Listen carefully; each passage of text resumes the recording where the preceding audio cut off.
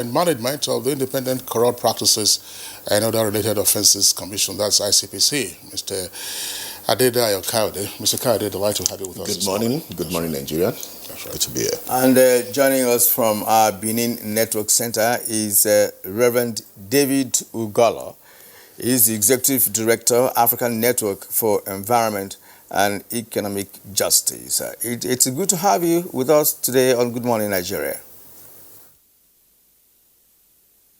Very much, my brother.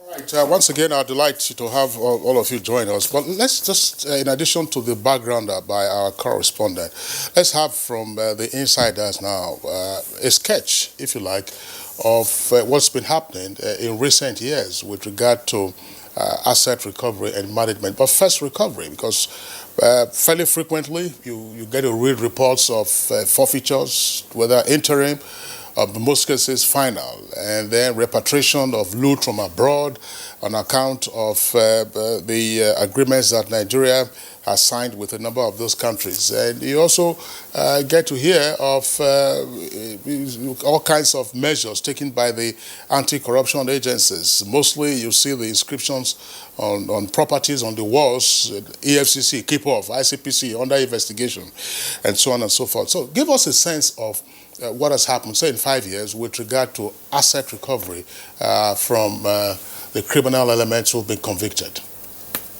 Thank you very much. By way of background, let me start by saying the whole concept of the asset recovery has its basis under the United Nations Conventions Against Corruption, which is an international instrument signed by Nigeria, like other 186 member countries. And particularly in that convention, Chapter 5 of that convention spoke extensively about asset recovery and what countries are expected to do as far as asset recovery is concerned, including international cooperation and repatriation of those assets from foreign jurisdictions. Then you come down to the FATF, which is the Financial Action Task Force, which is also an intergovernmental global body that make policies on money laundering and as well as terrorism financing. Nigeria has made concerted efforts from 2015. I would like to speak specifically from 2015 during this administration to date, has made concerted effort to be a member of that Financial Action Task Force for many reasons. Now, this Financial Action Task Force has recommendations that it makes for member countries or intended countries to be members to put in place as a measure before it admits those countries. And part of those recommendations, there are 40 recommendations, part of them, particularly recommendation 3, 4, and 38, specifically talks about asset recovery regimes, framework for asset recovery. Now, since the coming of this administration, that is in 2015, we have done so much. As far as structure for asset recovery is concerned, in fairness to this country, I think we have sufficient framework in place because most of our anti-corruption agencies are well equipped. Their establishment acts have provided adequate provisions for them to do recoveries. So we don't have issue as far as recoveries are concerned. And of course, that is locally. When you talk on the international front, you talk about international recovery. The Attorney General is the central authority. And through bilateral, mutual legal assistance and other treaties, the Office of the Attorney General conducts and carries out international recoveries. Why? Because most of those international recoveries, irrespective of whether there are court proceedings related to the recoveries, at the point of repatriation, there will still be a government-to-government interface before the monies are repatriated. So those are the processes that have been used in recoveries as far as Nigeria is concerned, both locally and internationally. And of course, the local ones we are talking about, the statutory or establishment acts of those agencies specify the modes or modalities with which they do their recoveries. All right, thank you. Let's turn to Adedayo Kayode, who is the Director, Asset Tracing, Recovery and Management of the Independent Corrupt Practices and Other Related Offences Commission. Well, most times, many Nigerians would think that ICPC and EFCC are doing, similar jobs. In essence, that there wouldn't have a need, even to have ICPC in the first place. But then you need to explain out the actual responsibility of ICPC with respect to asset recovery and where it divorces from the responsibility of EFCC. Now, I also would like you to delve into the issue of framework for asset recovery, whether you are satisfied with the framework for asset recovery set out, for ICPC, and if yes, to what extent, has that been used, in terms of tracing recovery and, of course, management of assets, recovered from those persons or group of persons in Nigeria? Thank you very much. First, I'd like to take a rider from where my colleague stopped. The ICPC Act make very clear provision for recovery of asset, for seizure of asset. And like it said earlier, there's distinction between when it is an interim forfeiture and when it's final forfeiture. Now, most time there is this general hype in the press about the figure that has been recovered without making a distinction between when it's an interim forfeiture or when it is final. And there's always a huge difference by the time it gets to final. So you could have two different scenarios and two different figures at the end of the day. The ICPC Act in Section 37 gives the Commission the power, gives the chairman and his designated officer the power to seize any asset when it's presumed that it is related to the commission of crime. And going back to your earlier questions, ICPC set up primarily to look at corrupt practices and then to look at the issue of corruption. And the Act defines what corruption is. It defines corruption by the forms. It talks about bribery, extortion, talks about abuse of office. So the form of corruption was used to describe corruption in the ICPC Act. And clearly, like I said earlier, Section 37 gives you power to seize any asset that you presume is a proceed of a corrupt act. When you go further in Section 38, it makes provisions for how these assets so seized can be handled. One, it talks about the fact that if in the course of the investigation before it's concluded or while prosecution is going on, this asset can be handled in about three basic ways. One, you can bond in the hand of the person, meaning that at the end of the day, when judgment is delivered, he has to deliver that asset or twice the value of that asset. Secondly, you can appoint a manager. If it's a going concern, you can appoint a manager to oversee the operation of that asset for that period when prosecution is on. Like we just had one, a school was seized somewhere in Ilorin in Kwara State. And all that the commission had to do is approach the Federal Ministry of Education, who appointed and posted a principal that will manage and then oversee the affairs of the school for it not to go down. Because so many things are involved now. We look at the multiplier. You look at the number of people that will be thrown out of job. You look at the effects on the economy. You look at many people who will go hungry. You look at many people that will be sent down the poverty line. So it's the interest of the commission that these people should be considered. These are the qualitative factors of our decision, not just the quantitative. And so it runs as a going concern, managed by competent managers who are knowledgeable in that field, pending the final determination of the case. And then the ICPC also give you power to return it to the victim.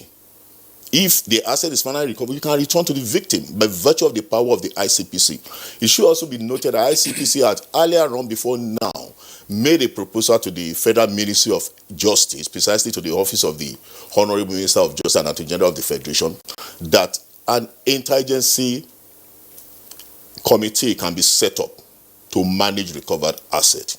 This interagency committee can comprise of representatives of Federal Ministry of Justice, Federal Ministry of Finance, probably the National Assembly, and the various recovering agencies. So that it's not just managed by just one agency, can sit down in a committee and oversee the management of recovered assets, pending the final determination by an act of how this should be. On the alternative, a second alternative could be an asset management agency exists in the country today. We have the HAMCOM, Asset Management Company of Nigeria. This can be saddled with this responsibility of managing recovered assets instead of us allowing that agency to wind up in 2023 as is most likely to be. All right, Adedayo, thank you very much for your opening salvo. Just before we bring in the Reverend David Ugolo in our Benin Network Center, I want to Ladidi again to speak to the regime of asset recovery. Who is the repository of information with regard to recovered assets, interim or final forfeiture? Okay. Supposedly, it's the Attorney General. And let me tell you what happened. Before now, there is no framework at all in the country for asset management. Like I said... In the absence of the framework, what was happening? Well, pursuant to certain laws, particularly the law enforcement laws, like the ICPC Act, the EFCC Act, the ACJA, and a host of others, like the NFIU and the MLA Act, the Attorney General took the bold step in 2019 to make a regulation. Before then, there was a regulation, a 2012 regulation that was made by the then Attorney General, Adoke, pursuant to the powers of the Attorney General in the EFCC Act.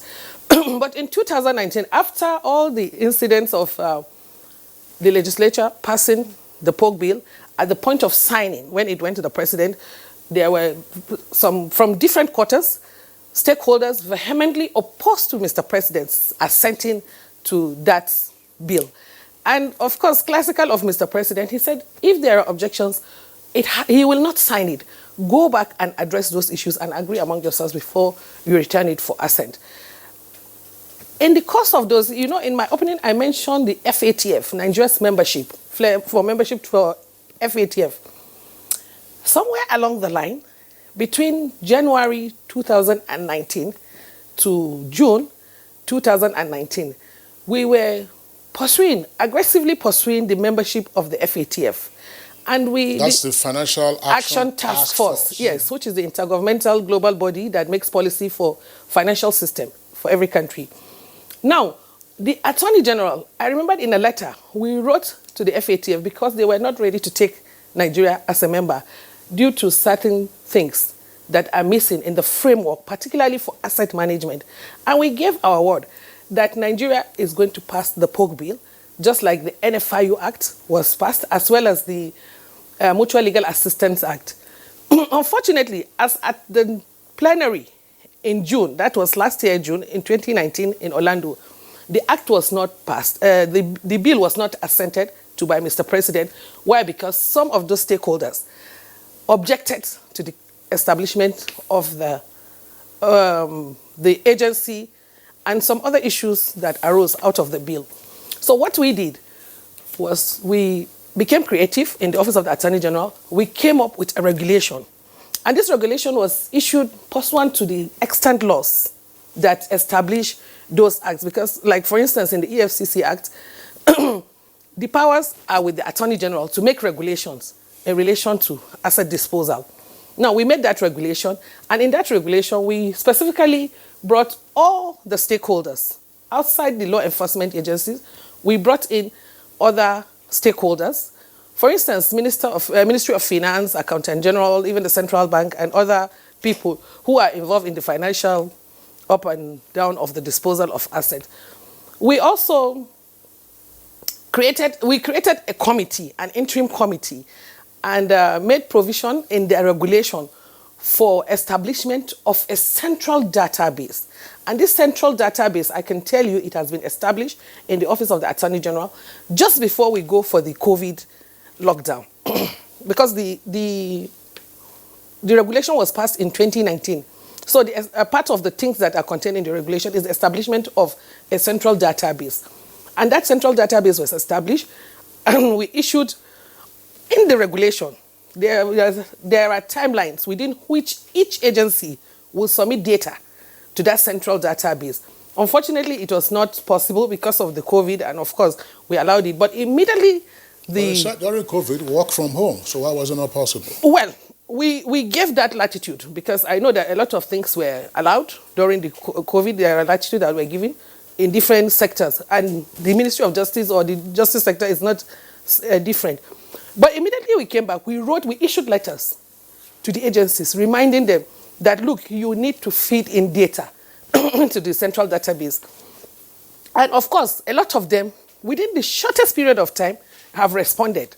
With the exception of few, they have responded, and some have established desks in their various offices that will be populating those data and working in collaboration with the Asset Recovery Unit. Some have designated desk officers. For instance, the director here, I remembered he is the person from ICPC that has been designated to work with the Office of the Attorney General in order to populate the data they have and feed into the central database.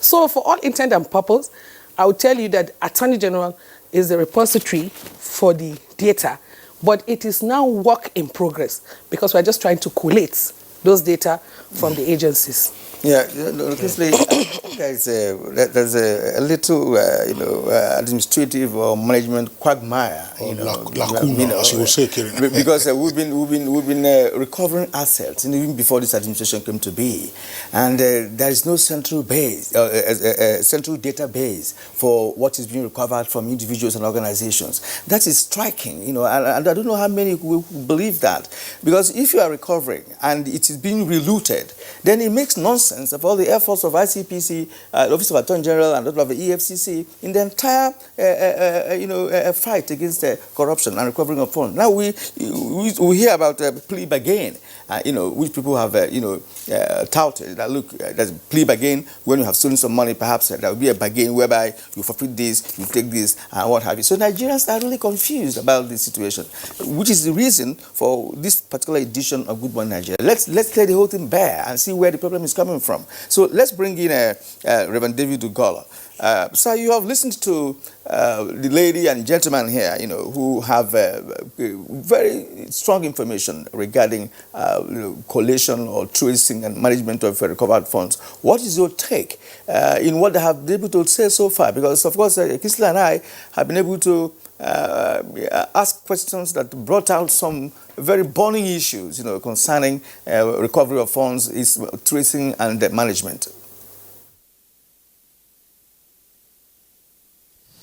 Again, thank you for the opportunity to join you in this very important issue.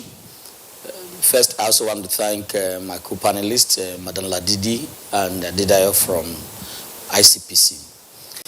If you listen to them and the questions that you raised, it's clear that there is a gap in our asset recovery regime in Nigeria, and that Madam Ladidi alluded to.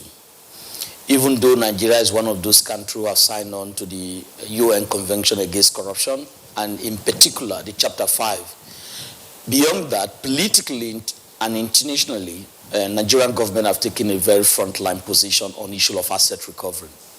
But back home, there's been big challenge, and the challenge has to do with lack of coordination among the Anti-Corruption Agency and the Ministry of Justice.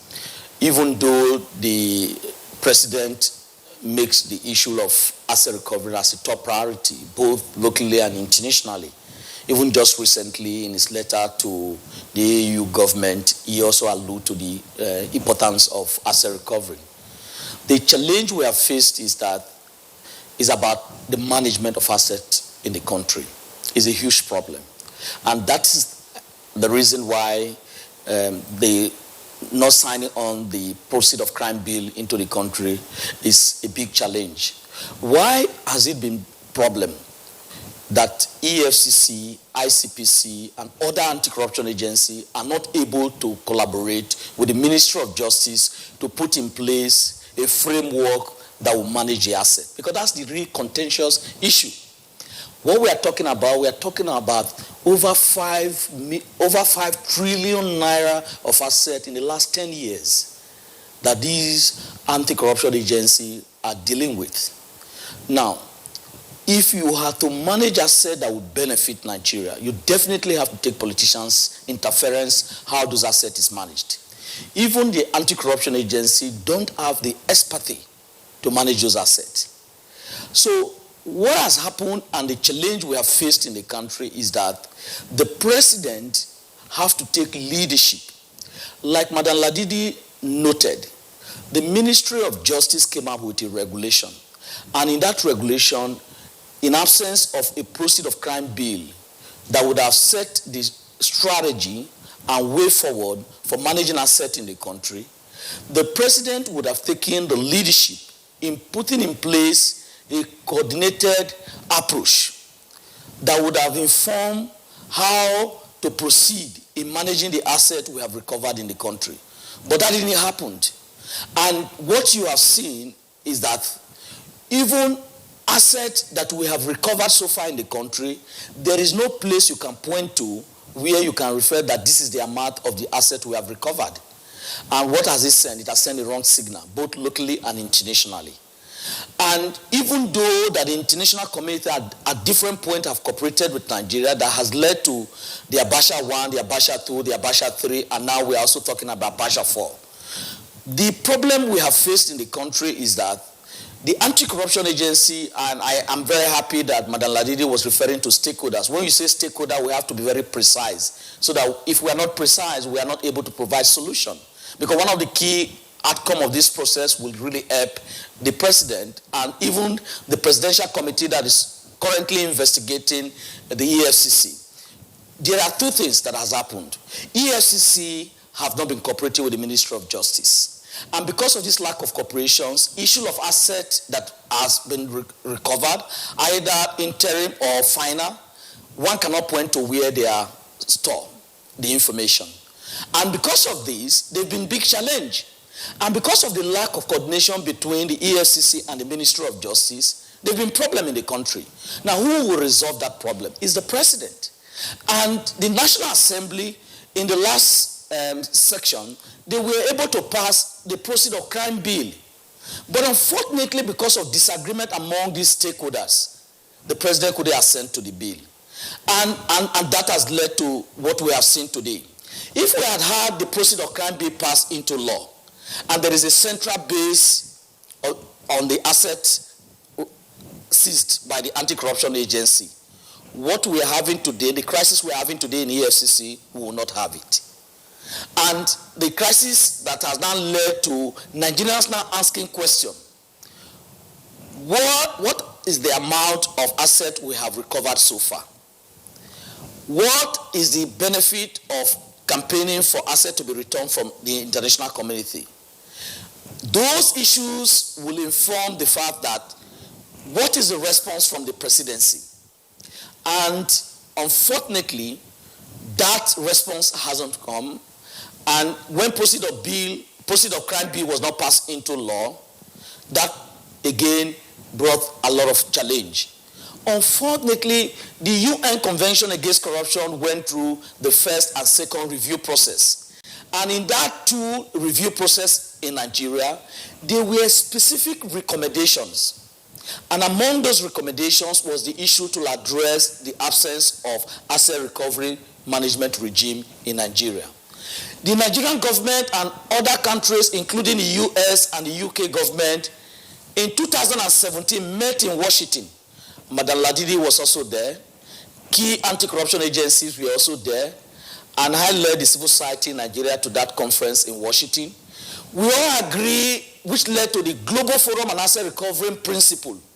And in one of those key principles is about transparency and accountability in the asset recovery management. But coming back home, putting that principle in practice has been a challenge. Nigerian government also signed on to be open government partnership.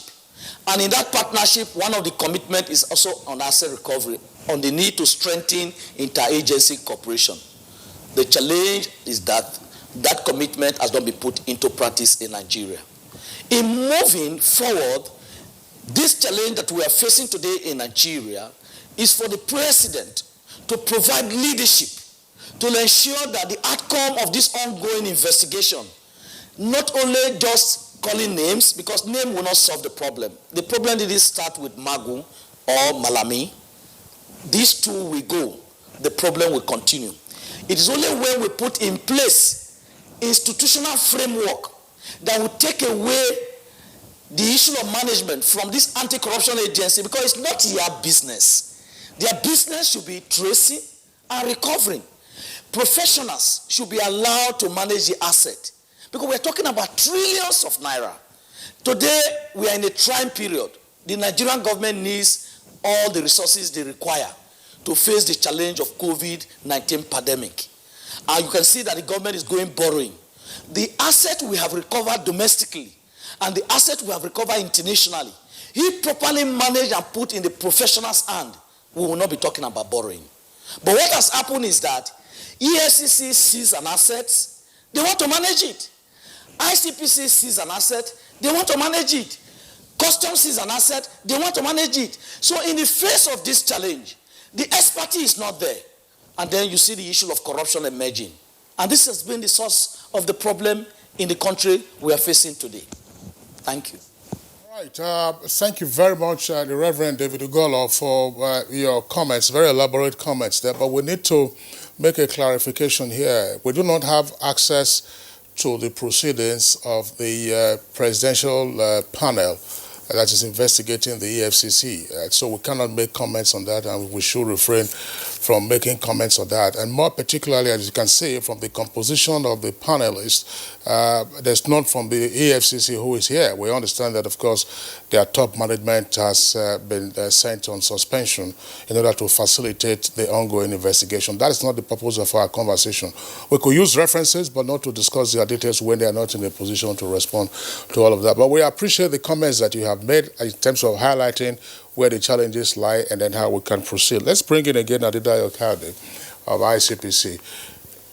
What do we know about the agencies of government that are empowered to seize or recover assets that are deemed to be proceeds of crime? I'm asking this question so that you don't just say, oh, well, I'm ICPC, I don't know of others. The presumption is that you don't operate in silos, that there's some measure of cooperation or collaboration, even though it's not deep enough.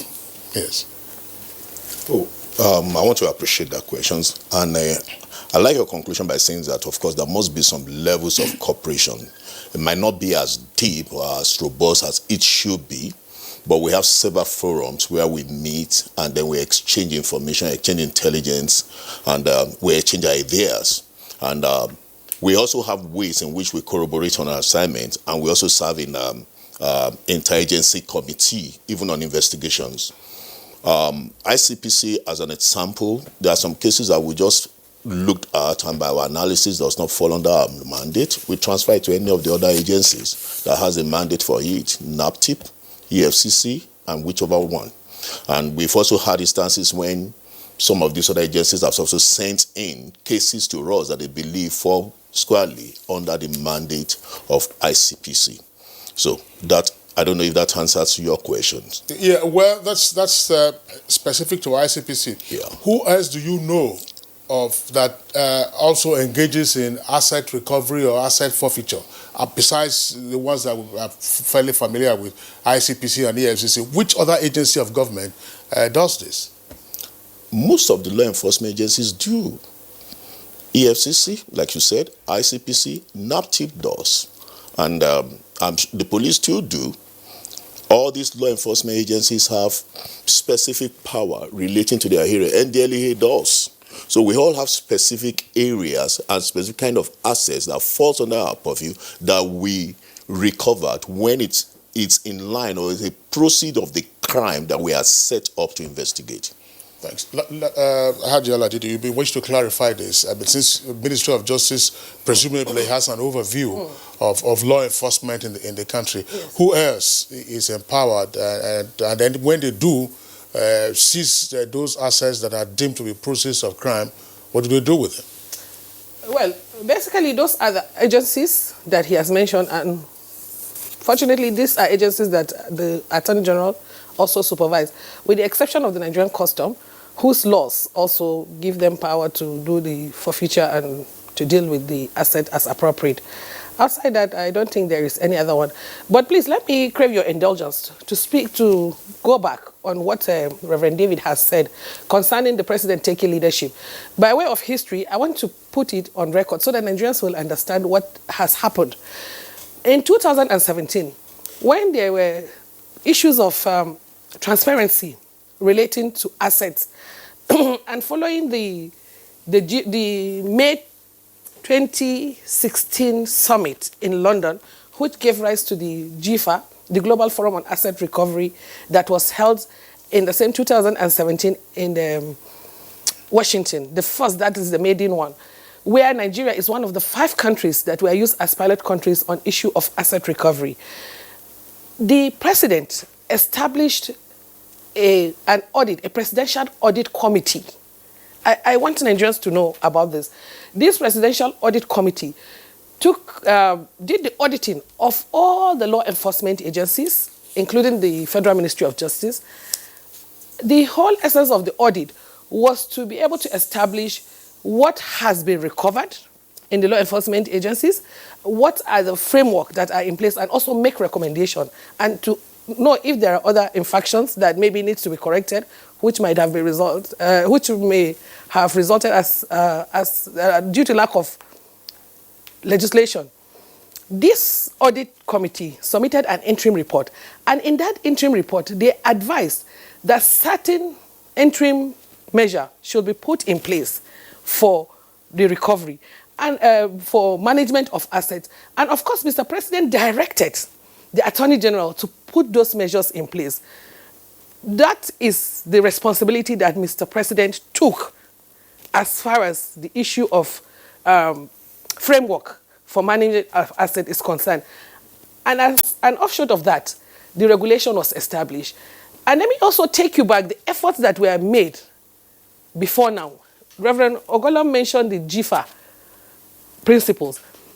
Pursuant to the 2017 GFA convention that was held in Washington, the Attorney General's office, in an effort to establish a framework, a business plan for asset management in Nigeria, brought in the United Nations, the STAR Initiative, World Bank, to come on a scoping mission to Nigeria, which they did. They came with their experts, and a 2-day sensitization program was organized by the Office of Attorney General for all the law enforcement agencies. They were there. These 2 days, the whole idea was to rub minds and to bring out the gaps we have in all our establishment laws so that we'll come up with a framework for asset recovery. After that, we went further to do an in-house workshop for all those law enforcement agencies. But unfortunately, with all these efforts, it did not yield, or it did not get the necessary collaboration and cooperation that is required from those stakeholders. Nonetheless, in spite of all the objections and the reservations that were raised, we still went ahead to establish that regulation. And for the records, we know that Mr. President exercises some of his powers through his ministers. So, to say the least, let's be fair to Mr. President. He has done the needful. He has directed his minister to take charge and exercise some of those things. But non-compliance or non-cooperation came from some of those stakeholders, and which unfortunately has led us to some of the places that we are. Yes, and that's why I want you to. And that's why. Okay, go on. Yeah. Go on. Okay, I need to speak on that area. Reacting to what Ladidi just said, law enforcement agencies will obviously not deliberately, or will not even choose not to cooperate with the Ministry of Justice, especially we are all working for public interest. But there's one particular point that we have always tried to make. The committee that will manage recover asset, or any agency that will come out eventually and manage recover asset, should separate the role of recovery and management. The various law enforcement agencies have the power in the course of the investigation for recovery. If that same committee that will be saddled with the responsibility of management, we also encroach into responsibility of investigating and recovering, there will be duplicity. It's going to be duplicating the work of the recovering agencies. And that is just one thing that we have said should always be separated. We are not averse to, like I said earlier, even the ICPC has proposed to the ministry, set up an interagency committee to manage recover asset. You can also choose to pass the responsibility to any asset management agency that we have in existence now. An agency can even come out if you still choose, if the government still choose to create a new agencies, but let that agency do not duplicate the responsibility of law enforcement agencies in tracing and in recovery of us. We can trace, we can recover, record it, report it, and transfer. Let it be managed. I also need to make a separation. There's difference between movable asset and immovable. Movable assets which are in banks, when we recover this, it goes straight into the recovery account in CBN. So we don't even have control on that. But for the immovable, the physical one, which we record, which we assign numbers to, can effectively be transferred over to the into any committee that is created or any agency that is issued, and let it be properly managed. Yes, Ladidi, I'm coming back to you, because your ministry, the agencies fall under the purview of your ministry, and we are here talking about collaboration and coordination. Now, what is that element that is missing, between you and the agencies that has led to the point where there is lack of coordination? Is it as a matter of a disrespect, or as a matter of I'm in charge, right? Because why I ask this question is this: if you are in charge of agencies and you give out instructions or basically frameworks that should be obeyed or followed, and then it is not followed, and you sit back, looking as if you don't have any powers to be able to, enforce the law to get something happening. Now, I'm so confused about the fact that, look, that an agency is not collaborating or coordinating with the ministry that is overseeing it. Like, if you recover an asset, you don't have the responsibility of managing the asset. Now, you don't have a database. You don't give us proper information that will determine the next line of action. Right. So, please let us know how the ministry intends to, continue its lead in this very sector of issue of corruption and what have you. What is going to be on ground going forward to see that, look, every recovered asset is noted and in the data and known, and then the management form specified? Thank you very much. But first of all, let me speak about disrespect or no disrespect. I don't think it's an issue. I don't want to speak to specific, but I want to speak generally. I'm a civil servant, and I know that there are public service rules. This public service rules has made provision for supervision. That's right. You always, even the most junior cadre of officer in public service has a supervisor, has a superior officer. And it's the same thing with the ministries, the larger picture of ministries and parastatals. It is one thing to make rules, and it is another for people to abide by those rules. And of course, in accordance with those public service rules, where there are disobedience, there are omissions or commissions that may lead to infractions or have led to infractions, certain processes are followed. And some of these processes are already unveiling. So that is as far as I can tell you, that the ministry takes step to do whatever is needed. There are things that you don't enforce, but you are guided by the rules to take steps to do, and which we can see is playing out. And fortunately, it's not a general principle or a general problem that applies all over. Like I have told you, it's work in progress. This issue of collation is ongoing. If not for the COVID, I'm sure by now we would have finished the collation. It's like the director here, he's the person that we work in collaboration with from the ICPC, and like I said, the police, NDLEA, and a host of all those other agencies are complying. They are responding. And for Reverend David, he is somebody on the CSO side that we have even worked together to establish this database. He has assisted us, they have given us technical assistance and support in the collation of those open source data that we already have, and then now we're waiting for the in-house data. So there is no issue of what Ministry of Justice will do. The public service guides everybody in office.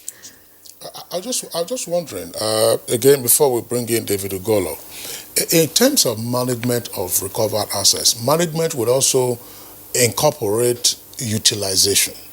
Now, Adedayo Kayode tells us that if it is cash at bank, that goes to the central bank.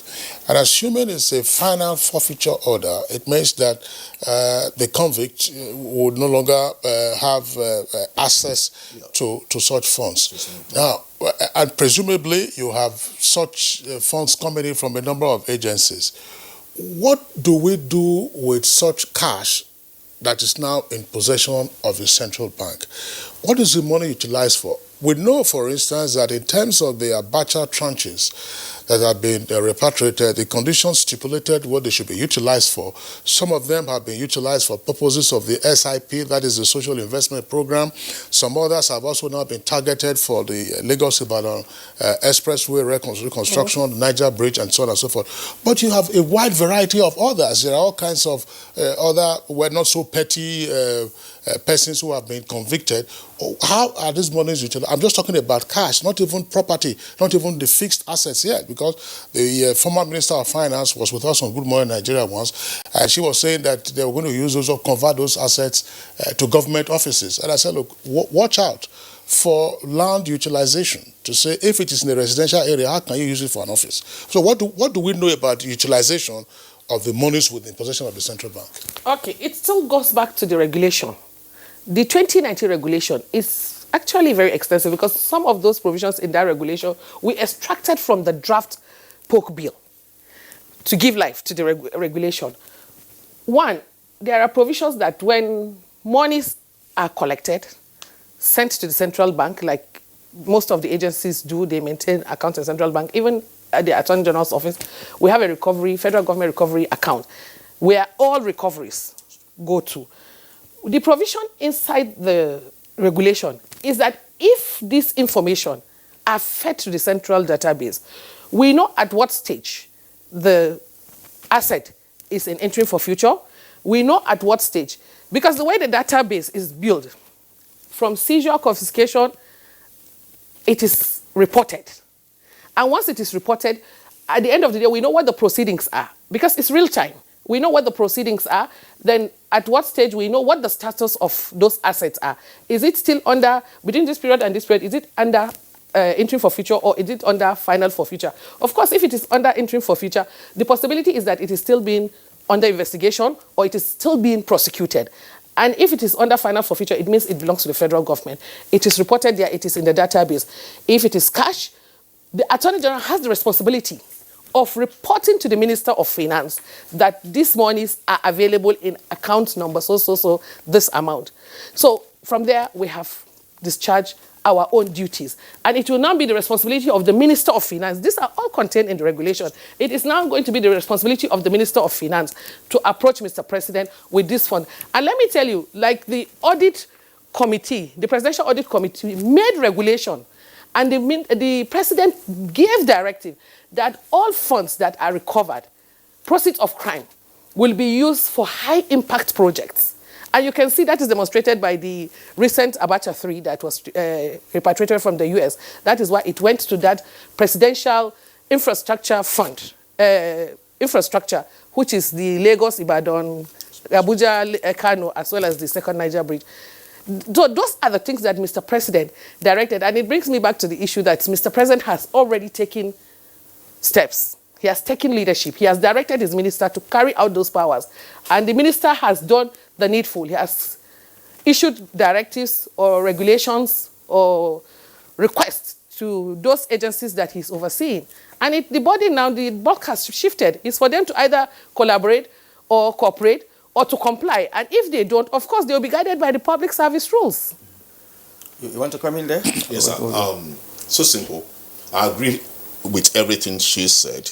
And then I also need to say that based on the ICPC Act, sorry, I have to keep referring to this, Section 38 make provision for how this should be treated. One of the provision is that it should be returned to the victim. Now, if the victim is federal government, like she said, from the CBN account, it moves to the Treasury, in which the Federal Minister of Finance takes charge. If it's recovered from states, if it's state-owned fund that is being recovered, we return it to the various states. We have returned money several times to various states, Lagos state government, those state government, different state government. The money are recovered on their behalf, or is the money of that state that's been diverted or misappropriated, we return it to them. And sometimes it could even be an individual.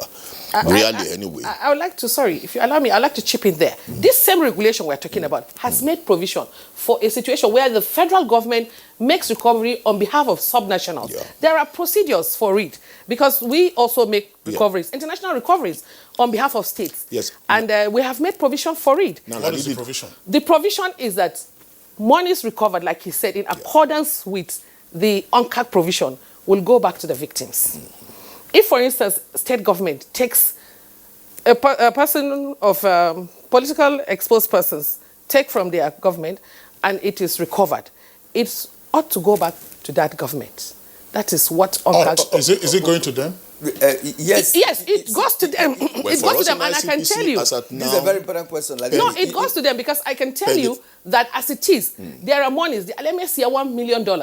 We are working on it assiduously to send, to repatriate it. We have completed the recovery process. We are going to repatriate it to Nigeria. And these monies are going to Bielsa, because as it is, through, I think, 2-3 attorney generals or so, the last government... Jolly, Yabe, Taraba, Joshua Dariye, Plateau, what happens? Yeah. I will not... Why they've been convicted? Well, I will not speak to that right now. Okay. I am speaking the Attorney General's office. We have requested, because with common with foreign recoveries, foreign repatriations, those governments will ask that what will the asset be used for? It should be used for the benefit of the people. And we have requested those states to provide projects that we will submit to the government of United States. And of course, they have done, they even submitted some projects at some point. We rejected it. We said, no, this is not for the benefit of the people. And you need to do something that will be beneficial to more people. Yeah. For instance, the health sector, and we are working on that. I think it's very important. It's very important this aspect, was raised, because the last judgment, I wouldn't call names now. The last judgment that we had, people were, asking questions as to where the funds recovered is going to go. Is it going to go to Abia State, or is it going to go to federal government? And it raised a lot of doubts, as to where it goes. But I should make this clarification. But you have made it clear now, at least that. And there's one more clarification I need to make. The ICPC had give independence to that commission. However, in the exercise of your independence, you cannot stand as an island. So there must be collaboration. And that's why you see that for us in ICPC, we have proposed, let us have an agency, or let's have an interagency committee in which we all collaborate. I'm also happy that Aditi said, the moment the letter came, we responded. Yours truly happens to be the person nominated to even serve on the committee. Okay. So, hitherto, all what we have done is based on the ICPC Act. Okay, so when ICPC recovers funds that belong to a state, you send such monies to the state, right, as stipulated in the act establishing you. Fine. David Ugolo, I want you to come in. No, Lalidi. Let's get from the CSO point of view. You have spoken well enough, and you are so explicit. What you have said is very clear and understandable. Let's bring in Ugolo once again for him to also dissect some of the issues you have raised, because from his point of view, the Nigerian will understand perfectly well whether what the framework of recovery, tracing, and management of assets is working or not. So please, Ugola, come in here and deliberate on the issues that raised with respect to, first of all, utilization of recovered assets. Another is ensuring that whatever fund that is the asset that is recovered goes back to the victim of that exercise. So let's hear you on these issues and even more. I must thank Adedayo from the ICP, who has made very clear explanation on the reasons why money has to return to the victim. And Madam Ladide again have also affirmed the need, and the UN Convention also support this, that asset recovered should return to the victim. I'm also happy that Madam Ladidi have also mentioned that the regulation, the 2019 regulation, also have a provision for sub-national restitution. And he went further to confirm that the $1 million from the US going back to Bayelsa has to return back to Bayelsa for the people. Again, that again sent a very right signal to the international community that the Nigerian government is clear on the need to support those who are victims of grand corruption. And again, we also need to include the Delta State as well. I am happy that Delta State government have now formally written to the Ministry of Justice, and I hope that this same principle of victim will also apply to Delta State as well. But let me also quickly add that Ladidi again was trying as much as possible to confirm, and which we all can affirm, that President Buhari have done great work on the asset recovery globally. And we are very grateful, particularly in the cooperation with the Ministry of Justice, civil society. The first time in history in this country and internationally, we were invited as civil society to participate in the Abacha II negotiation. That was the negotiation between the Nigerian and the Swiss government. It has never happened in the world for civil society to participate in any negotiation on asset restitution to the country where the money is stolen from. And that's what has led to the cash disbursement to the poor people across the country. And we are currently monitoring how that money is going to benefit the people across the country. But let me quickly add that the issue of restitution and the issue of benefit to the people, but the real problem that lies is that why we have faced some challenge is what Madam Ladidi can also allude to, that there is lack of cooperation. Although Dr. Kisley have asked me not to make a reference a while ago, I wonder how we will be able to provide a concrete recommendation to in moving forward. We are in a big challenge in the country, and the big challenge is that some stakeholders are not cooperating with the Ministry of Justice. And because of this lack of cooperation and lack of coordination between some stakeholder and the Ministry of Justice, the regulation of 2019 is not being able to be implemented. And because of the lack of implementation of that regulation, that is the problem we have faced. And that's why you don't have the central-based database working. Like the normal question we normally ask in the development world, and so what? When the president constituted the Presidential Audit Committee, and so what? What now happened? Did it solve the problem? Or the problem is still there? If the problem is still there, the president is responsible for the appointment of these stakeholders. The president is responsible for the appointment of the minister. Don't you think it is also right for the president to take responsibility at this point in time when you answer the question, and so what? So unfortunately, we are now in a situation where we cannot make reference to certain things. But however, in moving forward, because what we are all interested in is that this whole debate we are talking about in the country about asset management is a huge controversy. We need resources at this point in time. The budget deficit as we speak today is huge, and the government needs all the resources of this world. If you go around the country, particularly the anti-corruption agency, the resources that they keep, either interim or final, if properly managed, Nigerian government has nothing to do with World Bank. They have nothing to do with IMF. But unfortunately, these assets are not properly managed, and it is not good for the country. And at this point in time, the Ministry of Justice has taken steps to address this problem, flowing from the recommendation of the Presidential Audit Committee. But unfortunately, some stakeholders are not cooperating. And if some stakeholders are not cooperating, what should happen? Who should take decision? Who should act? That's where I said that the president of this country, Buhari, who campaigned, if you recall, the reason why Nigeria voted the president into power was on the issue of corruption. And when the president came on board, he made a very clear commitment in tackling corruption, either at the ground level or at the petty level. And we must commend him. He has done so well. But however, there are challenges. In moving forward, how do we address those challenges? For example, like the regulation 2019 that is facing some problem of implementation, the president needs to understand that there are challenges, and the president can call these parties, these stakeholders, and say, I am the president of Nigeria. This is my vision. This is what I expect to see. I am sure that this problem we are facing today in the country, we will not face it. You know the amount of resources, taxpayers' money that is invested in all this committee we are setting up. The Presidential Audit Committee we are talking about, you know what it costs the taxpayer to be able to run that committee. Even the ongoing other salami investigation that is going on, it costs taxpayers' money. All these resources are supposed to be going for what would have benefited the Nigerians. But however, my recommendations and the way I think we should move forward is first, the Ministry of Justice. They should ensure that they published the regulation as widely as possible so that all stakeholders should be involved. And I'm happy that the Ministry of Justice have also cooperated with civil society. It is the first of its kind in the world. It has never happened. With my experience in the last 30 years working on asset recovery in this country and internationally, I have not seen any country that have been able to take such a bold step. I think the missing link in Nigeria today is that we must encourage the president to take leadership.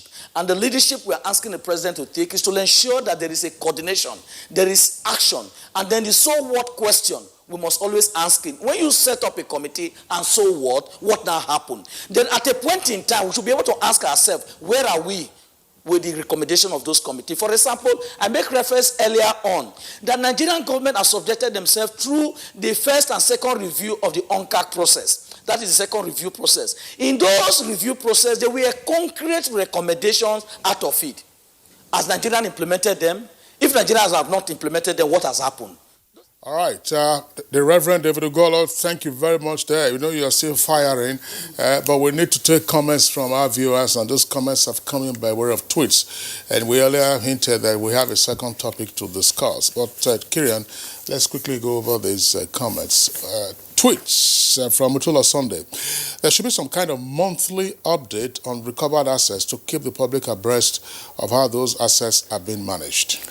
Innocent Yawal James, recovered assets always find their way back to corrupt hands. Going by some instances we have witnessed over time, the only way is to install transparency and discipline in recovered assets by centralizing it to a particular commission with detailed information and give report periodically.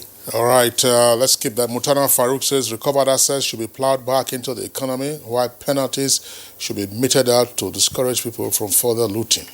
Jack Solomon says some civil society groups have been pushing for important legislation on asset recovery and anti-corruption, which would give clearer rules and powers to relevant authorities. Titus Mondenock, we need to strengthen the institutions responsible for managing looted funds and assets recovery if we are to make any meaningful headway. Festus says President Buhari's fight against corruption is improving Nigeria's image and reducing the harm it's doing to our society and development. There's need for transparency in the management of recovered assets. There should be a register for all recovered assets, and it should be accessible to all Nigerians. Usman Banu Kanto, what is paramount about looted funds is monthly updates. The ministers of finance, justice, and heads of the anti-corruption agencies, as well as the CBN Accountant General, should constantly and consistently enlighten Nigerians on the status of recoveries. All right, we'll appreciate Daniel Obachu, Cecilia Koroma, and Okeju Olabaju. These are some of the tweets that we have on this particular topic. And at this point, we'd like to appreciate all our guests who have made it possible for us to dissect the topic for our first conversation this morning on Good Morning Nigeria. First of all, we'd like to thank Ladidi Baratu Mohammed, who is the Head Asset Recovery Management Unit, Federal Ministry of Justice. So thank you for coming. And of course, we had Adedayo Kayode, who's the Director, Asset Tracing Recovery and Management of the Independent Corrupt Practices and Other Related Offences Commission, ICPC. Thank you indeed for coming. And coming from the angle of CSO, we had Reverend David Ugala, Executive Director, African Network for Environment and Economic Justice. It's been a pleasure talking to you. All right, this is Good Morning Nigeria, and we are done